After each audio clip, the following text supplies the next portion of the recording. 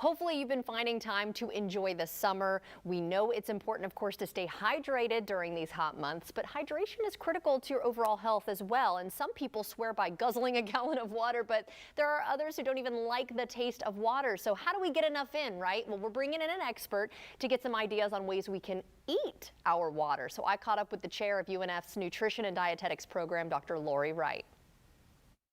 It's a pleasure to be here. You know, water is such a critical nutrient for our body. About 60% of our body is made up of water. But right now with the heat, water is even more important because it cools us down. And so some people want to know, how much water should I drink, especially with this heat?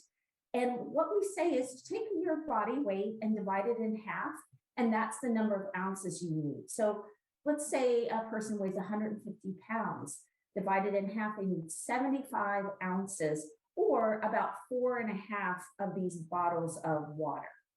Now that might seem like a lot, especially as you said, if people don't like water.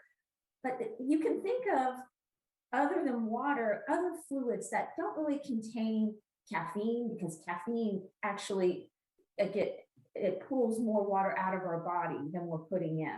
So caffeine-free, and probably staying away from the sugars too.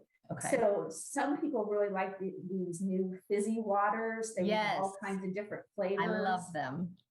And you can even try some decaf tea, either iced tea or hot tea, whatever your preference is.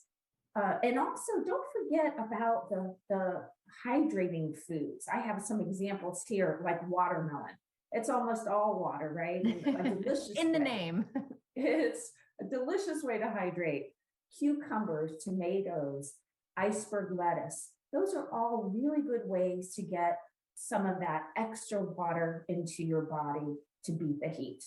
What are some suggestions in terms of sports drinks? Are those also good for hydration and, of course, the electrolytes?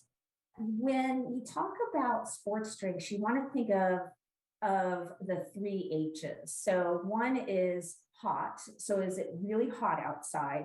And number 2, are you doing hard activity? That might be like, you know, some of the people that are out working in the yards or on roofs, they're doing really hard labor. And the 3rd H is an hour or more. So if you're going to be out in the heat, doing activity for more than an hour, that's when you need the sports drinks, because as you said, they provide not only the water, but the electrolytes. Less time than that, then you really are able to replenish the electrolytes with the normal water. And sometimes those sports drinks can really add up in calories with all the sugar that's added. So only under those conditions do we recommend a sports drink. But when you think about reminding yourself some ways just to naturally start increasing your water intake, think about that in the morning. While you're brewing your coffee, have a cup of water just to start off. And then think about water throughout the day. Thirst is not the best indicator. Oh. Actually, when you get low on water, you start to get a headache, feel tired. It's not thirst. Usually thirst is too late. You're behind the ball. So thinking about drinking throughout the day, starting out with some water. I know sometimes having, you know, a refillable container helps really cue people. And then jazz up the water that you're taking in. So, you know, fizzy drinks are great, iced tea and things, but maybe some water infused with berries or mint, also lemons. Those are a nice way to really perk up what we're drinking too. Well, thank you so much. I learned so much. And if we want a little bit more information, though, where can we go? Go to eatright.org for more information about great ways to beat the heat. All right. Thanks again. And if you'd like to see this segment again, just head to our website, firstcoastliving.net.